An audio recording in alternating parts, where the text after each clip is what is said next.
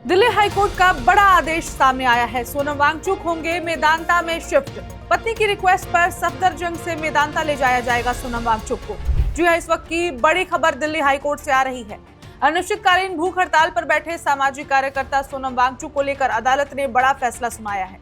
Delhi high court ने वांगचुक को उनकी पसंद के अस्पताल गुरुग्राम स्थित मेदांता अस्पताल में शिफ्ट करने की अनुमति दे दी है। अदालत ने कहा कि उनकी चिकित्सा अब मेदांता के डॉक्टरों की निगरानी में होगी और सफदरजंग अस्पताल के सभी मेडिकल रिकॉर्ड तत्काल मेदांता अस्पताल को उपलब्ध कराए जाएंगे। आइए जानते हैं एक बार पूरा मामला।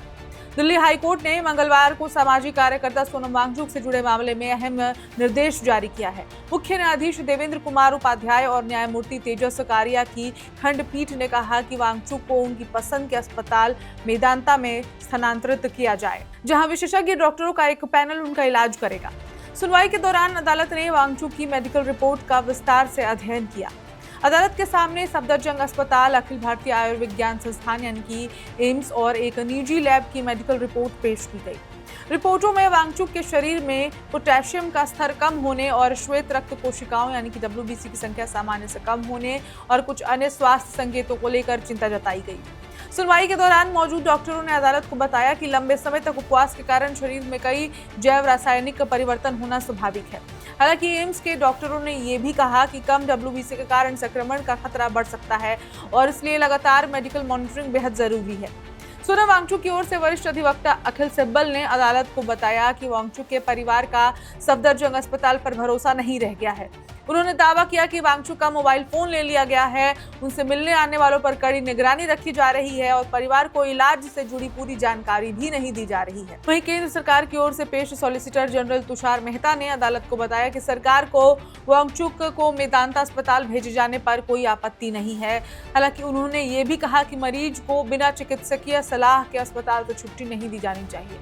दोनों पक्षों की दलीलें सुनने और डॉक्टरों से बातचीत करने के बाद हाईकोर्ट ने कहा कि मेडिकल रिपोर्ट से स्पष्ट है कि वांगचुक की लगातार निगरानी आवश्यक है, इसलिए उन्हें उनकी पसंद के अस्पताल मेदांता में स्थानांतरित किया जाना उचित रहेगा। गौरतलब है कि सोनम वांगचुक 28 जून से दिल्ली के जंतर मंतर पर अनिश्चितकालीन भूख हड़ताल पर बैठे हुए थे। वे छात्रों के आंदोलन के समर्थन में और बार बार सामने आ रहे परीक्षा पेपर लीक मामलों पर जवाबदेही तय करने की मांग कर रहे थे। 18 जुलाई को उनकी तबीयत बिगड़ने के बाद दिल्ली पुलिस उन्हें जंतर मंतर से सफदरजंग अस्पताल ले गई। हालांकि उनके समर्थकों ने आरोप लगाया कि ये उन्हें जबरदस्ती अस्पताल में ले जाया गया। उनके परिवार की ओर से दिल्ली हाईकोर्ट में इसके बाद याचिका दायर करके उन्हें निजी अस्पताल में स्थानांतरित करने की अनुमति मांगी गई थी। प्रारंभिक स्तर पर एकल न्यायाधीश ने ये मांग स्वीकार नहीं की थी, लेकिन अब खंडपीठ ने अपील पर सुनवाई करते हुए मेदांता अस्पताल में शिफ्ट करने की अनुमति दे दी है।